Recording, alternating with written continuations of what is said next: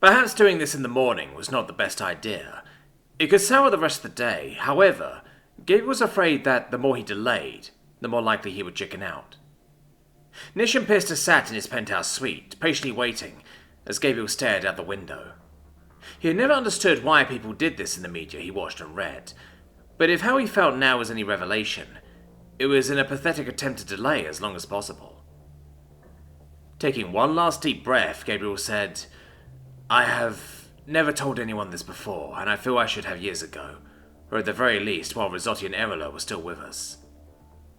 The defender once more held their silence, and Gabriel did so too, and he took the time to focus his attention on what he wanted to say.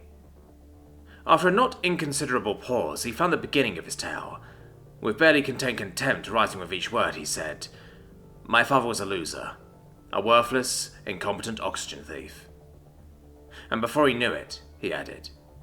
Nish felt an annoying pit in her stomach. She had never heard Gabriel talk like this before. It would not be pleasant. Pista could tell too, and she held onto her mother tightly. Every night he would become intoxicated, trying to bury his sense of self-loathing. It always failed, and he would stumble home and beat me, Gabriel explained. That's why my skeleton was reinforced as a child, to compensate for what my father did. What about social services? Why didn't they intervene? Nish asked. She had promised herself that she would not interrupt, but this was too big of a revelation to hold her tongue. Someone has to fall through the cracks. No system can be perfect, Gabriel explained, but perhaps the fault lies with me as well. I never told anyone, not until much later, he added. Why? Asked Nish. Gabriel turned to look at Nish. Despite the anger in his words, his posture and face were a picture of serenity. Nish then realized just how good Gabriel was at hiding his true feelings. Pausing for a moment, Gabriel removed his locket and opened the clutch.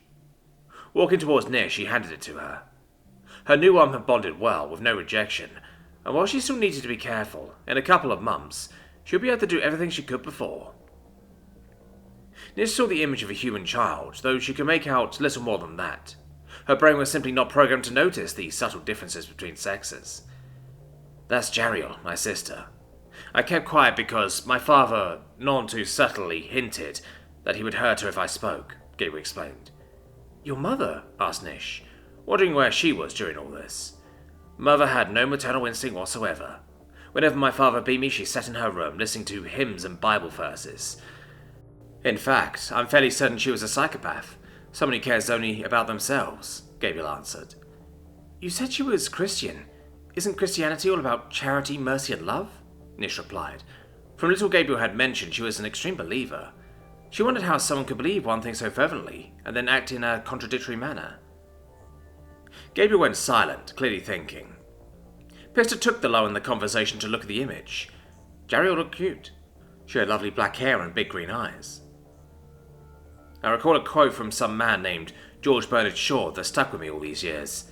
Christianity, possibly a good idea, if somebody tried it, he said. Nish understood what he meant, that despite claiming to follow the beliefs, no one had ever actually succeeded. Why you? Why not attack your sister? Inquired Nish. Because I would always aggravate him. If he was beating me, he wasn't beating Gabriel, Gabriel explained. Every night I put Gabriel to bed, wait downstairs for father to stumble, hope, and then lay into him. He was pathetic, always going after the weakest person he could find. If I stayed quiet, he would beat her, Gabriel added, turning back to the window, though he still stood beside Nish. Gabriel said nothing more, and it took a few moments for Nish to realize he was waiting for a prompt. What happened? She asked. It was a couple of days after my 14th birthday.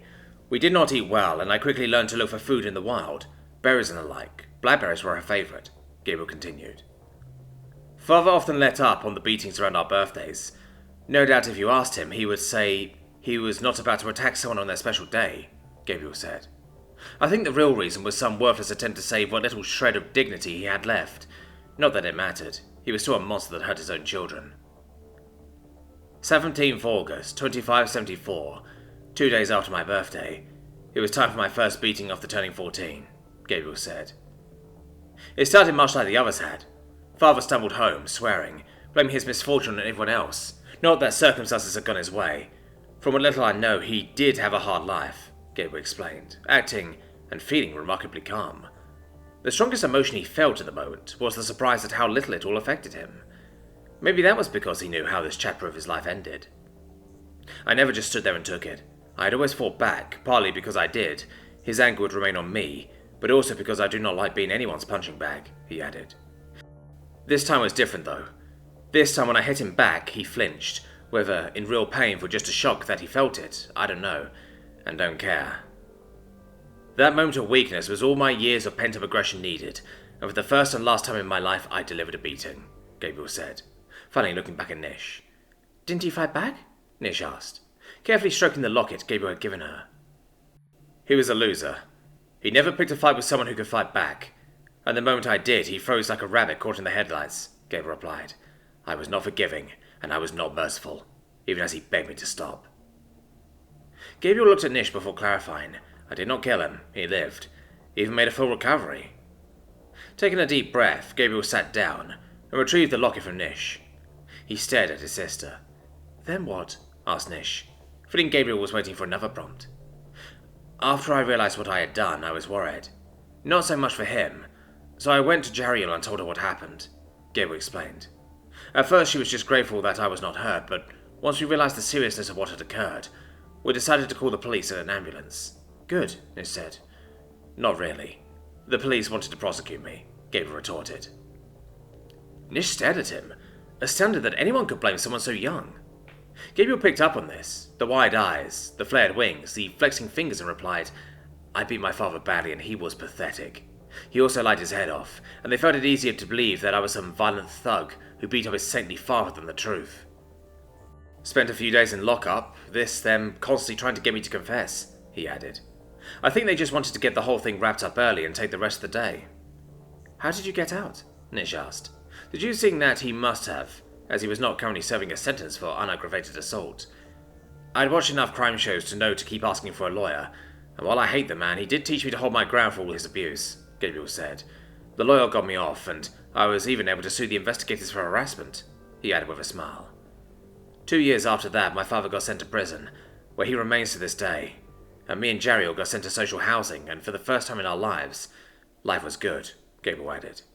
We started to do well in school, began putting on weight, even began to make a few friends, or the start of friends at the very least. Pista had moved and was leaning on Gabriel's back, peering over his shoulder. There was something about the image that did not make sense, and she had finally realized what it was. Jerry was a baby in this photo. Why isn't she a grown-up like you? Pista asked. Baby was a strong word. Jerry had been 9 when this photo was taken. Then again, considering how Tafunda aged, she would only be a toddler to Pista's sensibilities.